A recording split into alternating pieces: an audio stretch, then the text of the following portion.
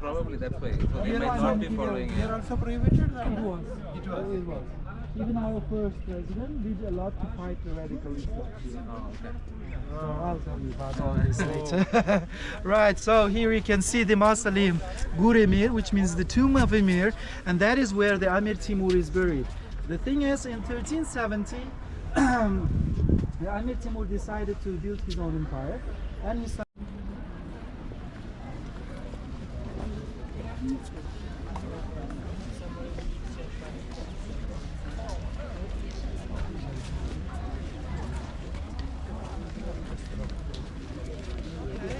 Some time to take pictures. Как здесь сделано, особенно на Регистане. Сейчас там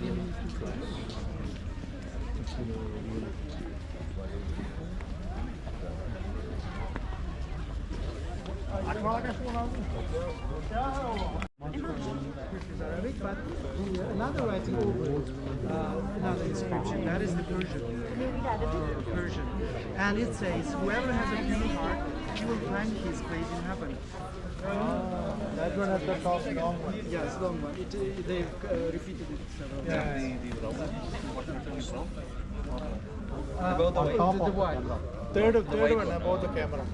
All right, so this is the entrance portal to the courtyard, and this place was saved thanks to the Russian archaeologist who came in the beginning of 20th century and stayed in Samarkand for the rest of his life. He saved this place from the locals.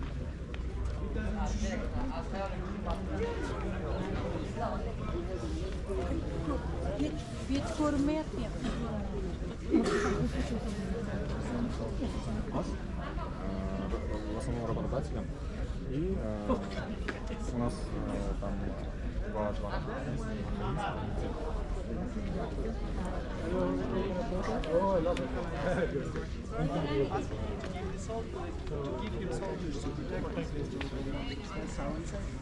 So it was different.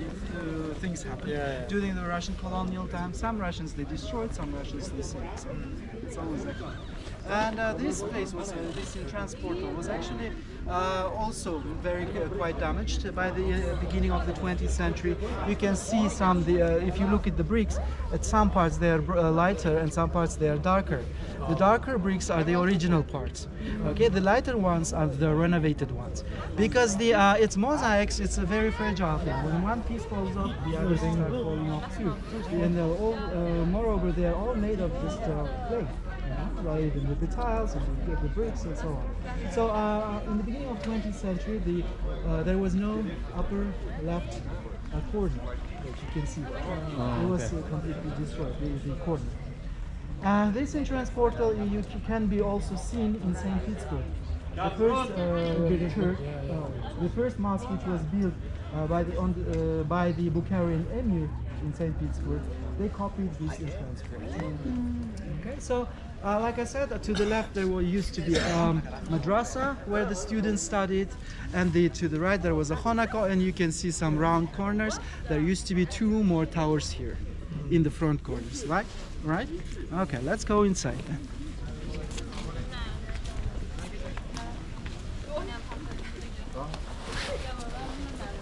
Can I go to all the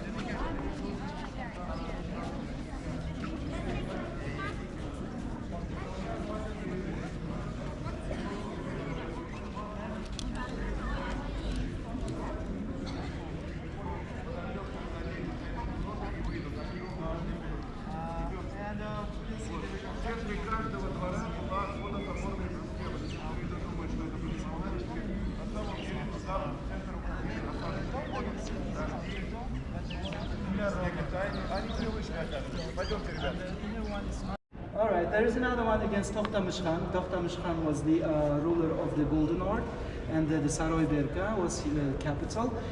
And that is now Volgograd in Russia. And that's very funny.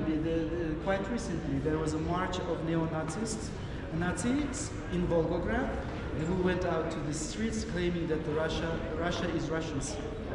But in Volgograd, in Saroy-Berka, which was the capital of Mongol Empire, right? The Golden Horde.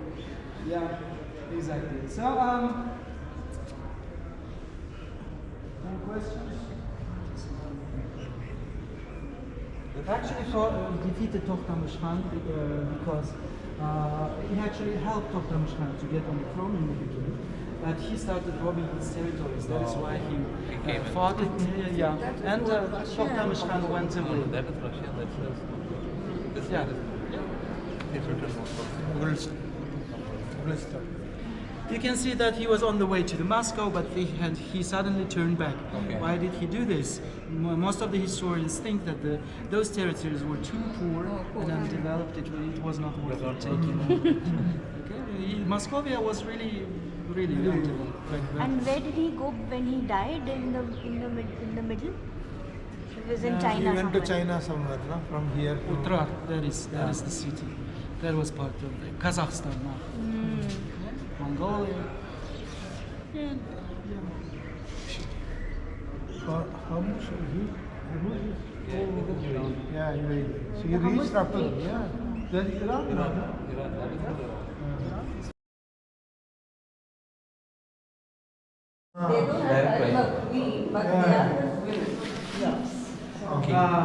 The second son could become his successor, but he also died at 20 plus. Miran Shah was this next candidate, but he